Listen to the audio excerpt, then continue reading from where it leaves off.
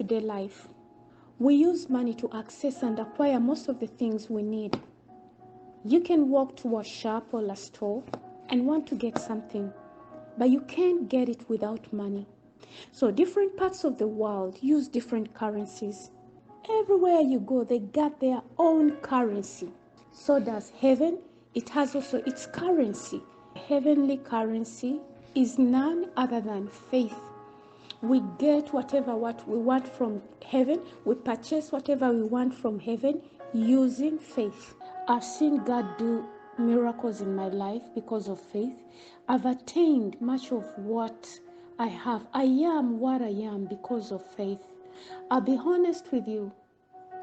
You'd rather not pray much when you have much faith than praying much when you have no faith or little faith. And the good thing with this heavenly currency, it has a standard exchange rate. It's always original. You cannot fake it. It cannot be hit by credit crunch. It's always the same note, no change. If you go to the book of Hebrews, in chapter 11, verse 1, it reads, "Now faith is the assurance of things hoped for, the conviction of things not seen." And if you go ahead and read verse 6, Hebrews chapter 11, verse 6, it reads, "And without faith, it's impossible to please God, because anyone who comes to him must believe that he exists and that he rewards those who earnestly seek him." In brief, faith is a firm belief in something, or it's a strong conviction with no tangible proof. If I asked you to give the proof of faith, you won't have any answer to this. But you have this confidence, and your reliance or your devotion is what matters.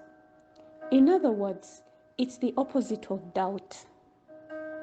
So if you don't have faith, then you're doubting. How do we have faith in God?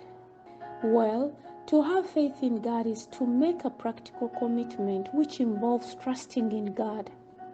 If you look at the book of Romans, chapter 10, verse 17, it reads, "Consequently, faith comes from hearing the message, and the message is heard through the word about Christ."